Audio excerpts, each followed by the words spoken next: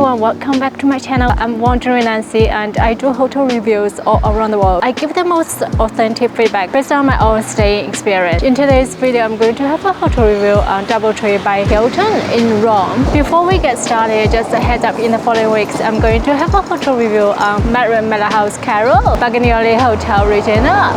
If you're interested in any of those hotels, please don't forget to subscribe my channel. Now, let's get started.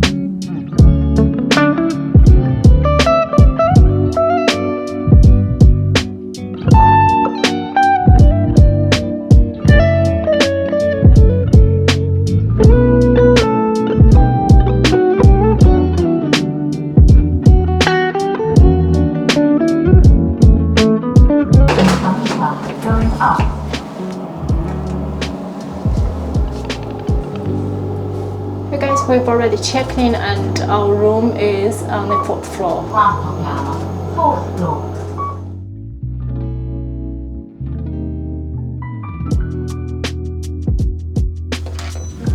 Let's look at the evacuation plan. Our room is 412. Our room has been upgraded from the basic room to King Junior suite. We got this cabinet and the clothes hangers. We got this mirror, which is quite fancy because it's a little bit decoration with a belt on top. Then on this side, we got a this mini bar station, a coffee machine, 2 espresso coffee mug, and 2 glasses, and 2 takeaway cups, and 1 kettle over there. And on this one, we got a charging socket here. For the complimentary drinks, we got some coffee capsules and some tea bags as well. Then in this store, we got 2 pairs of slippers.